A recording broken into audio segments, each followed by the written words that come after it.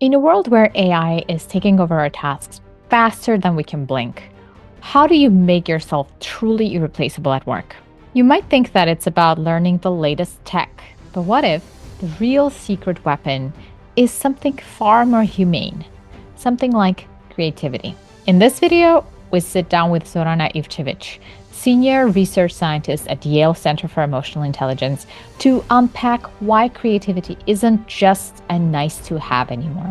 It's actually becoming the number one skill that can save your career. Whether you feel you're just not that creative or want to get better, stick around, because this conversation might just change the way that you future-proof your career. All right. Thank you so much for joining, Zorana. It's great to have you here today with us. Thank you for having me. Zorana, I wanted to start and talk a little bit about, the situation these days that we hear a lot about layoffs. We hear a lot about the changes that the AI is accelerating, for example, automation or restructuring in a lot of companies. And so one question that comes to everyone's mind is, how do you become irreplaceable at a workplace? And to actually understand this a little bit deeper, I read some research and some reports. And according to, for example, the World Economic Forum, the report of 2025, the few skills, I should say, the three most important skills that make someone irreplaceable in this day and age are creativity, critical thinking, and also resilience. So those are the three skills, with one important note that creativity has actually jumped from number 6 in 2020 to number 1 in 2025. So, which makes this conversation doubly important for us today. And I want to start by just asking you to help us define creativity. That's a great place to start.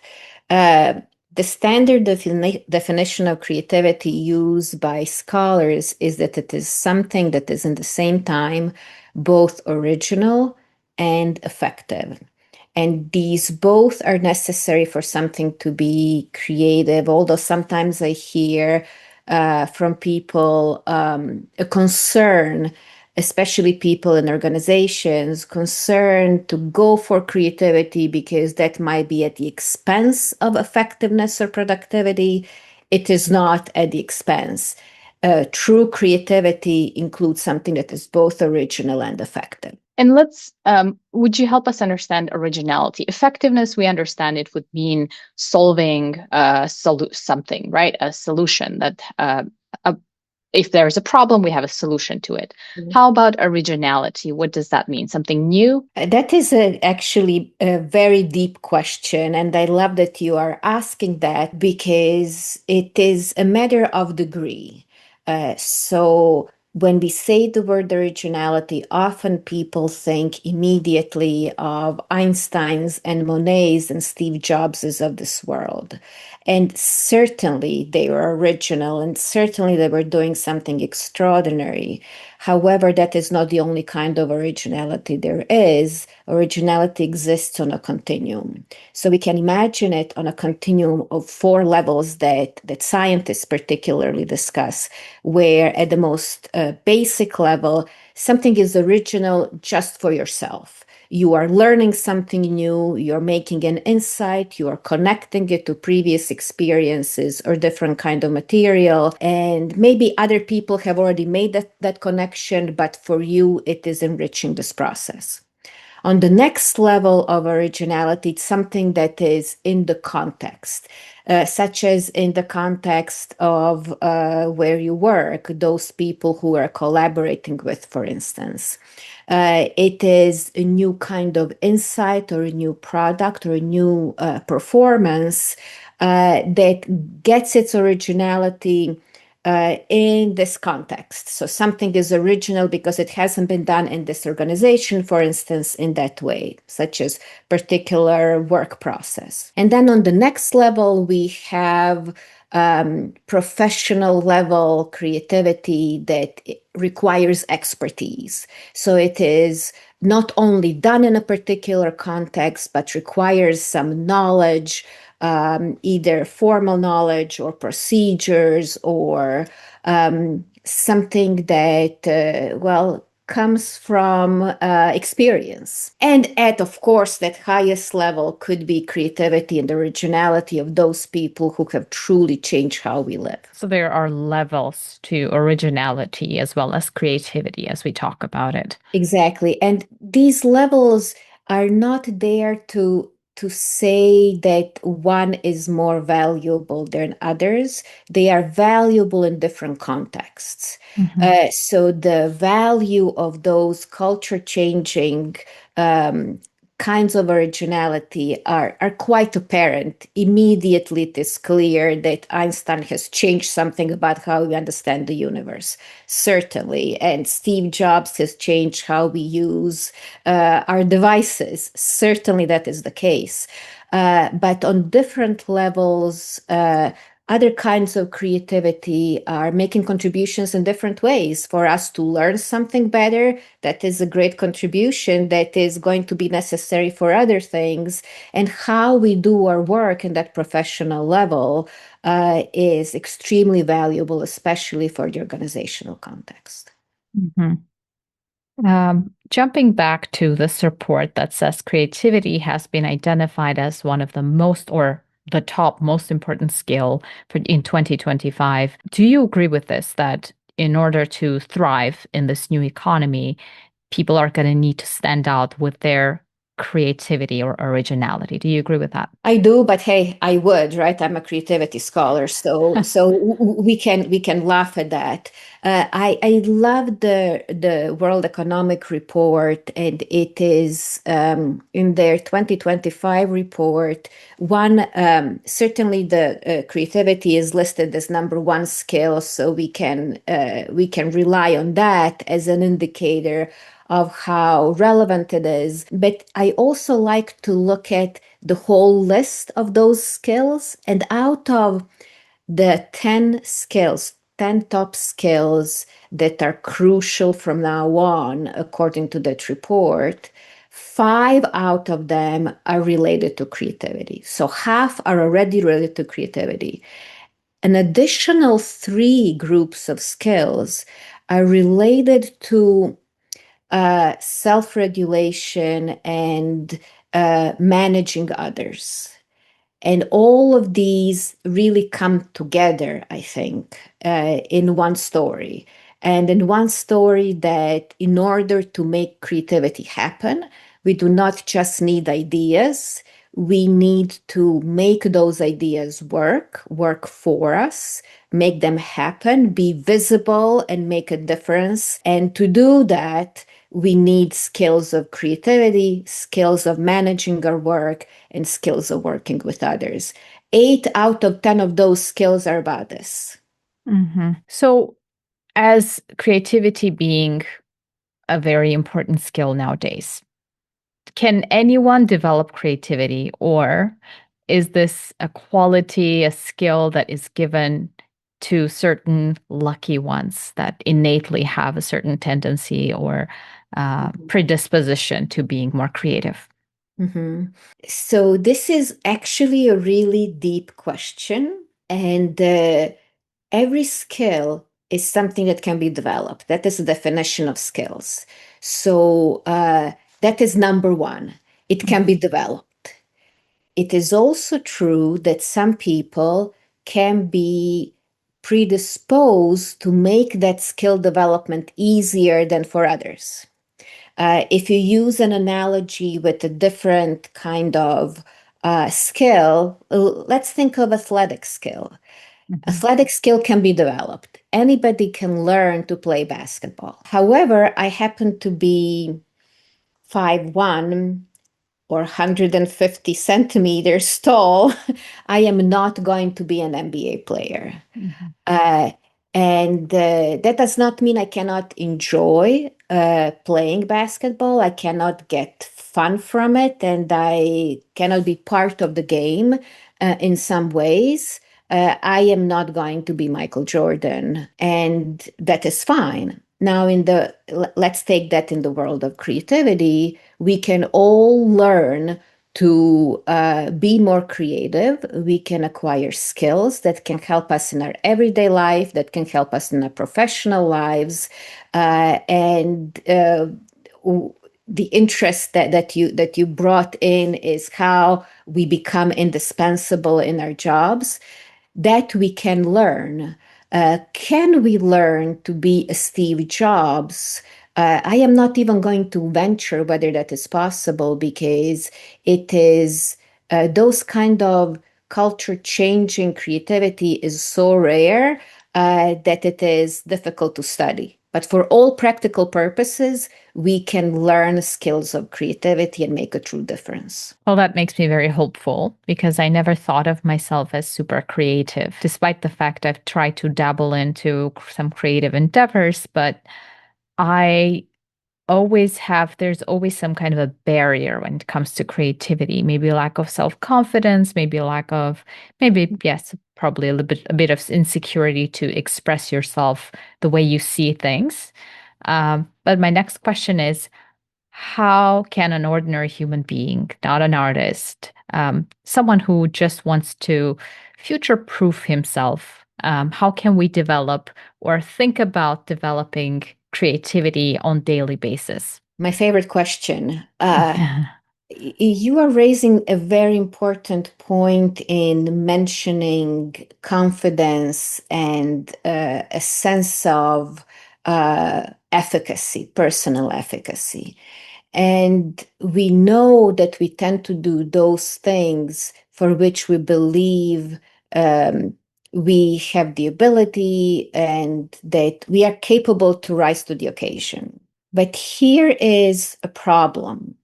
The problem is that people tend to think of this kind of confidence as an either or proposition. They either have the confidence or they do not have the confidence. And indeed, it is true that this confidence is an engine and the fuel for creativity, but we do not need to have our fuel tanks 100% full. We can get to destination even if we are on quarter tank or quarter charge. And think of it in those terms. Think of it as an analogy. We can get partway there. And as we make progress, we look back and realize we might be even surprising ourselves by the ability we are showing evident in our actions. What are the next steps? Because I know that you have a very beautiful framework laid out, and you don't have to give us the full framework of how to develop creativity because it's extensive and people can read it in the creativity choice book. But what are some pointers that you can give right now as to what people can do on daily basis to move a little closer and start developing, maybe bit by bit, their creativity muscle? So as you start thinking, okay, I might be able to do this, let me try and start engaging, um, that becomes the first step. Mhm. I don't like to talk about creativity in terms of steps because it leaves an impression of an orderly process where you go from step one to two, three, to whatever step it takes. So while there is a step one, you have to get started, then it is a bit more uncertain. So I'm not going to tell you exactly what to do next. I'm going to tell you some things that you can do to increase your chance of moving along this path and making progress. So you get started in the process and you are going to experience uncertainty. You are attempting to do something that hasn't been done before. That does not mean that nobody in the world has ever done anything similar, but you have not done that before. And therefore, there are uncertainties, and the uncertainties are psychologically experienced as a sense of risk.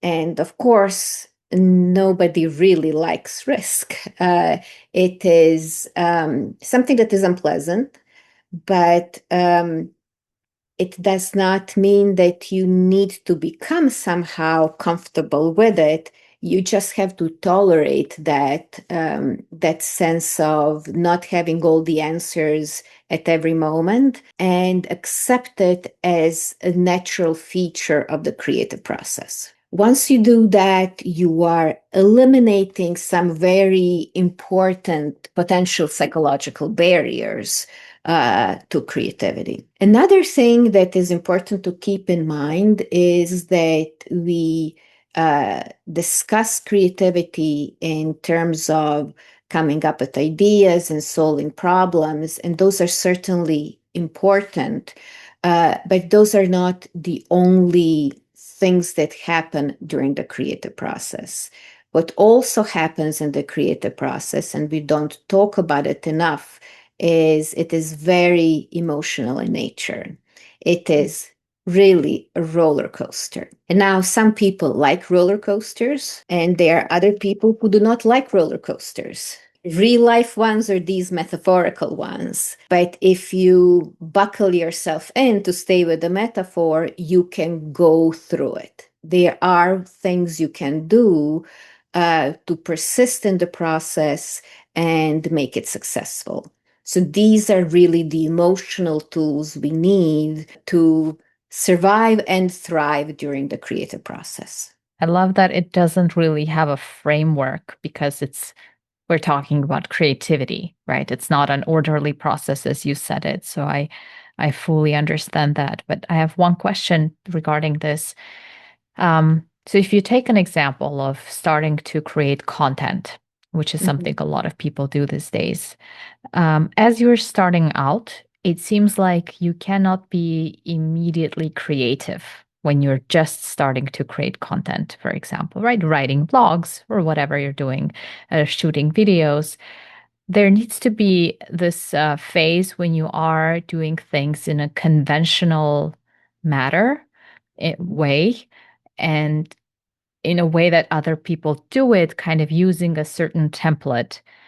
And after some time, only after you have mastered certain skills along the way, you can start being a bit more creative and being a bit more open to taking the steps to creativity. So having a bit more confidence to do something that's a little different. And then maybe being okay with taking a risk to, let's say, doing something that no one has ever done before and failing at that. Am I describing this process correctly? Do I have this right? You do have it right. And what you are referring to here is a process of gaining expertise. So to take a different example, but it applies very much to what you are discussing here, consider scientists. Uh, it would never occur to us to think that somebody who has never had science in school can all at once be a creative scientist. Take that in your domain of content creation. It is the same thing. You have to learn the tools of the trade. You have to learn the tools of your domain. Scientists, creativity scholars called this area work a domain. And you need to know what has been done before. Only if you know what has been done before, you can know how to deviate from it Mm. and play with it. You have to know how to do something in order to reach high quality of work. And the way how we do it often is by doing things based on templates, based on other people's work, trying to recreate it. Famous artists often say that the best learning tool is to copy others. Mm. Um, and you are talking about the same thing here by using templates or by copying the style that you might have seen before in order to gain that expertise. So scientists are going to go through this process in a very structured way through their university studies, through postgraduate studies, through postdocs, and gain skills all the way along the way. And I can tell you, as somebody who has mentored students and graduate students and postdocs, that it's a process that takes time. Not because people are not capable, but because they are becoming capable. I love that. I think we can also follow that in painters' work, right? When they start the brushwork and how whatever to learn all the skills and techniques before you actually can create something new or deviate from what was already created. Topic that I want to pivot to is AI, and AI specifically from the lens of AI human collaboration. I want to know, what is your stance on that, and how usage of tools like ChatGPT is affecting human creativity? Is it augmenting it or completely degrading our capacity to be creative? I think it is doing all of the above. Now we have to figure out when it is doing what. Mhm. Um, So when the large language model systems first came online, there was a series of research papers with very dramatic titles that were claiming that these AIs are more creative than humans. Then it is really important to look beyond the title. So let's see what those were really saying beyond that marketing line. What they were really saying is that these models were, on average, performing higher than the average of human participants. Okay, so that is first line. Now let's think about it a little bit deeper yet. What were the kinds of tests that were used to gauge creativity? Well, they were tests such as common creative thinking tests used in research. For example, think of different uses for everyday objects, such as a brick or a tin can or a newspaper. Mhm. What is the AI working with? It is working with all of the internet. And on Mhm. all of the internet, there are examples of answers to these questions. Humans do not have all of the internet in their minds. They are doing something different. But then let's look at from another angle too. Since when is creativity really about average performance? Mhm. Creativity is about something that is original, something that is going beyond the ordinary or beyond the common. So comparing averages is not a good criterion for judging creativity. And it turns out that if we go beyond that criterion, if we look at performance of these AI models and compare it to performance of those humans who are doing really well, it does not reach that level ever. Mhm.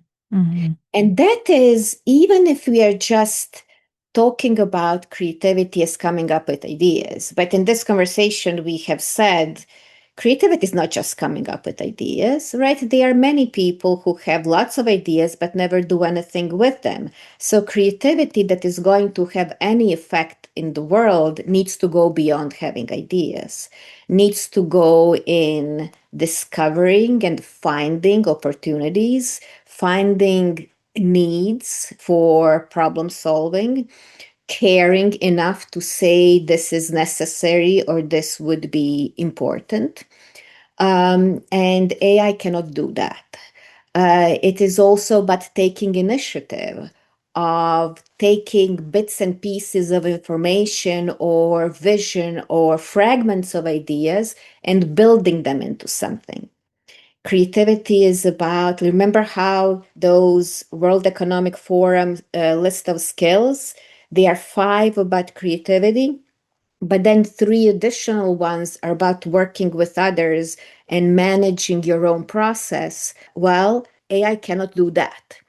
It cannot manage its own process, does not stop and say, how can I improve this? Does not stop and say, can I look at it from a different angle? And even as we interact with it, even if we try to gauge in a conversation with it whether our ideas are good, it tends to just tell us what we want to hear. It Mhm. tends to just say everything is awesome. Mhm. So I want to kind of unpack what you just said and see if I understood this correctly. So essentially what you're saying is if we ask AI what is the use what how you can use a pen, it can give you a list of things, right? Maybe 10,000, maybe 10, maybe 100, whatever the number is, based on everything that's available online. However, for a human being, we obviously wouldn't match that. We wouldn't be able to tell the exact number of ways you can use a pen. However, you can bring something original from your perspective. So that can be from your own experience, that can be from your own cultural perspective, from whatever it is, expertise or experience you have, kind of coming all together and then birthing an idea that will be different potentially from what others are saying. And the second thing, what you mentioned is agency, which is AI doesn't have agency. So essentially, even if it does give you 100 ways of to how to do something, it's not going to be able to make the decision of which is the one that's going to fit in this specific context and going to solve this specific problem for this human being. And then last thing, and then I'll let you see kind of react to this is you talked about caring, that for a human being, we, whatever the problem is, we care to provide a solution to this problem. Maybe there's empathy involved in it, which AI doesn't have. So I want to see if I summed this up correctly.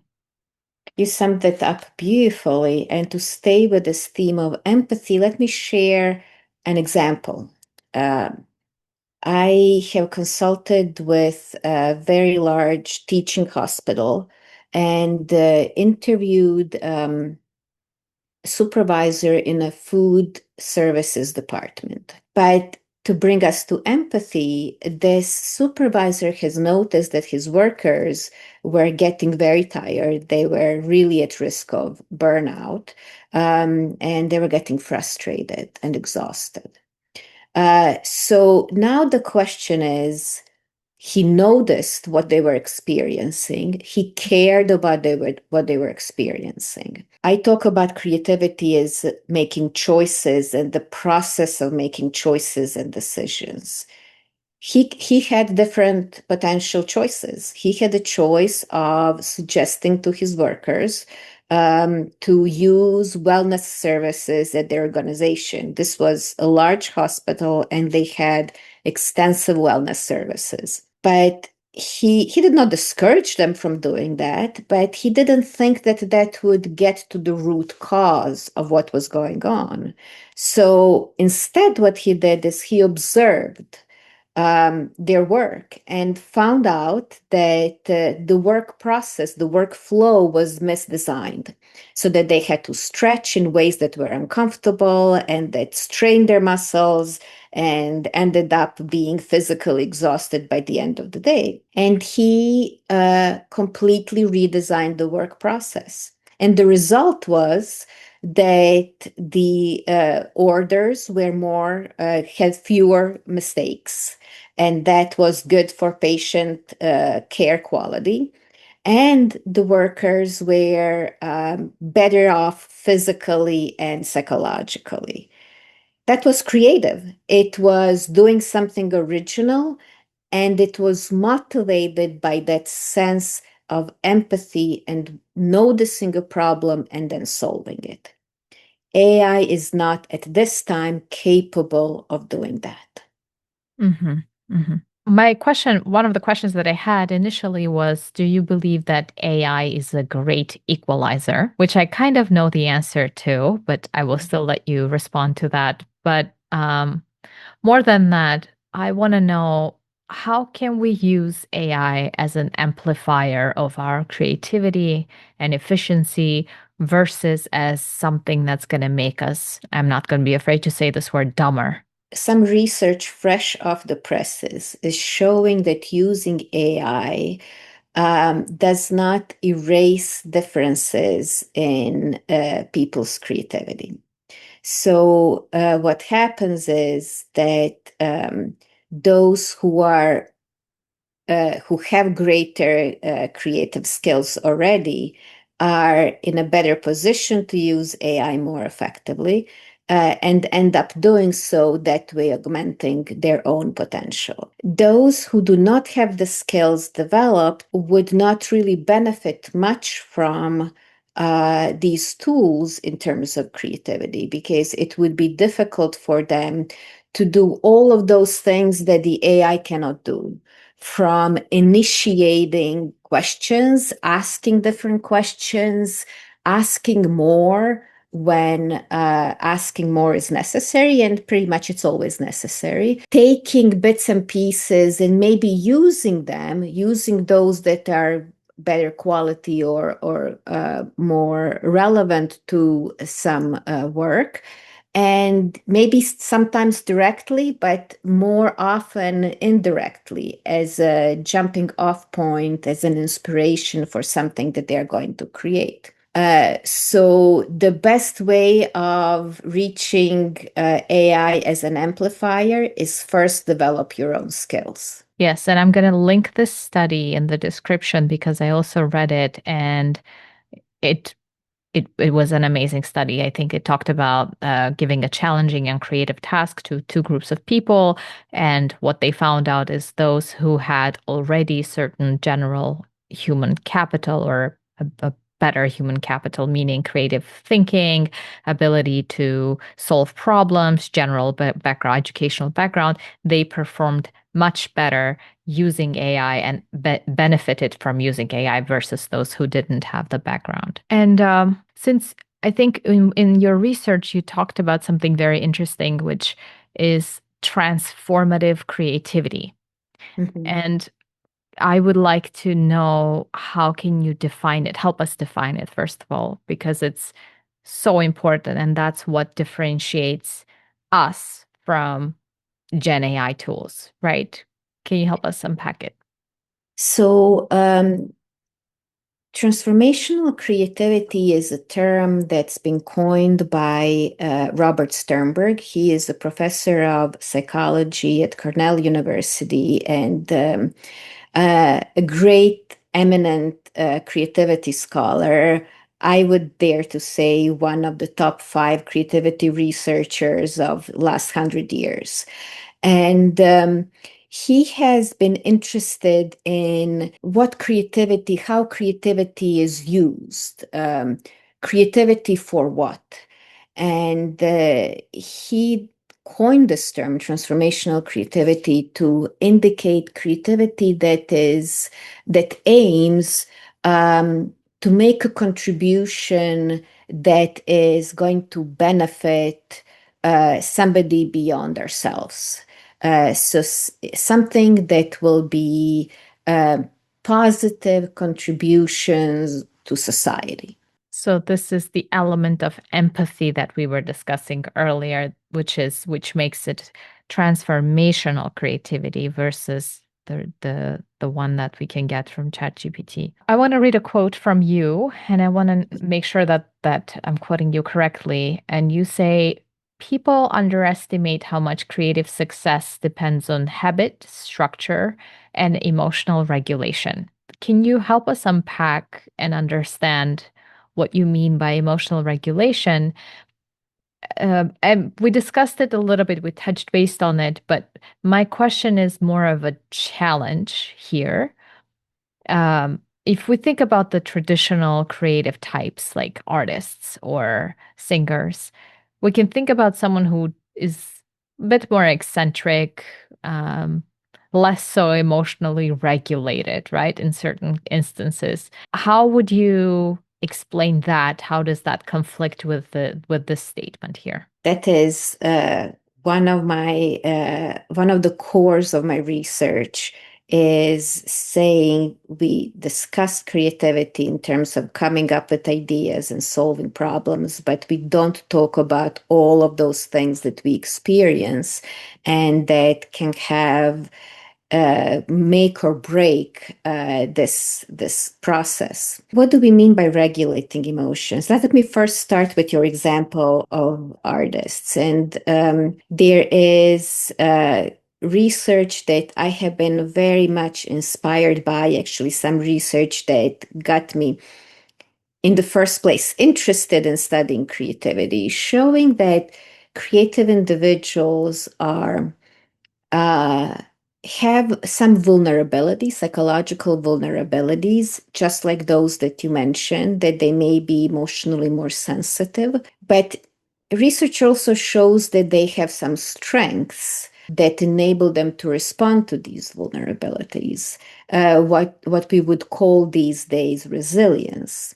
And I was very interested in this observation made 70 years ago now, and conducted some research of my own exactly on artists, where I compared a group of professional artists to general sample from the population, and found that artists have a host of vulnerabilities, greater susceptibility to stress, anxiety, and depression, but also they have greater capacity for resilience, they have a sense of hope, and they have a sense of personal growth. They help them balance these vulnerabilities. This is not to say they do not have vulnerabilities and that those are not serious. This is not to diminish the experience.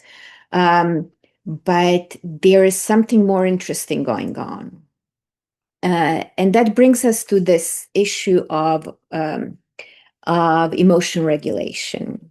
What is emotion regulation to begin with? Well, I think it comes to surprise as a surprise to some people when emotion scientists say that we have agency in relation to our emotions, because psychologically, experientially, on that gut level, something happens. We are in a particular situation or we experience a particular trigger.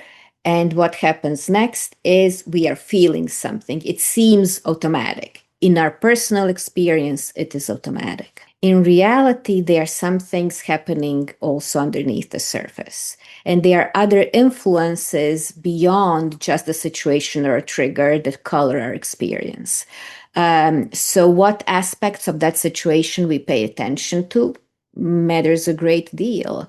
If we pay attention to some aspects of it, but not others, our experience is going to be different. Just imagine a situation that you probably had where you were in the same meeting with somebody and you left it seemingly having different psychological experience of it. That's what happened. You have focused on different aspects of it. Another thing that influences our emotional experience is how we interpret something. So you can have the same trigger, while some people interpret it as a challenge, something that you can work with, something that you can deal with, and others as a threat. If it's a threat, then it's going to negatively impact you. And finally, what also influences the quality of our experience is how we react to it sort of physically and physiologically.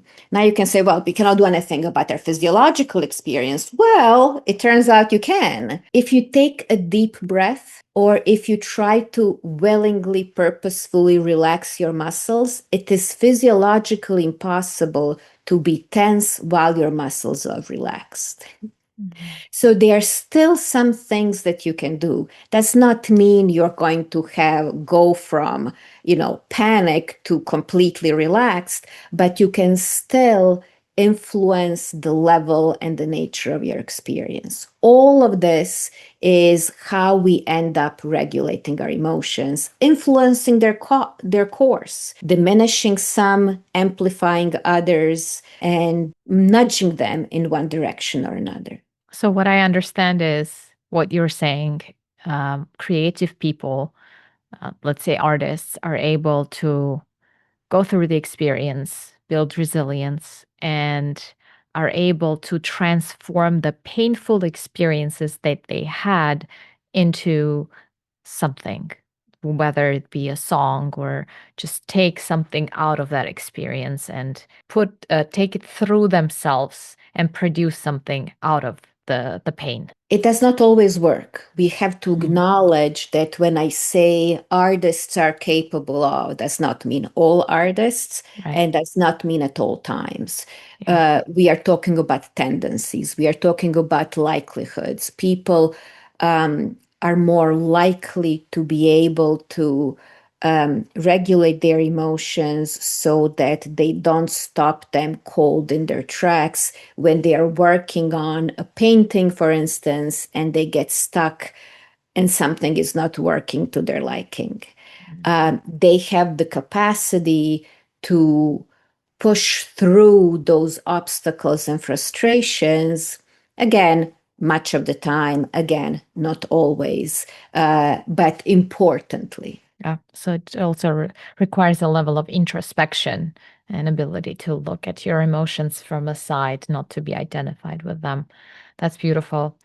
This was so beautiful. I'm going to end with a quote, which I think you will appreciate, which is, "The most personal is the most creative," by Martin Scorsese. And I think it kind of sums it up a little bit, the last portion of our conversation.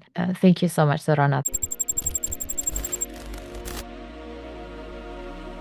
If you're ready to make that 1 degree shift towards massive transformation, then hit that subscribe button and join the MetaSelf community, because sometimes one idea is all that takes for a breakthrough.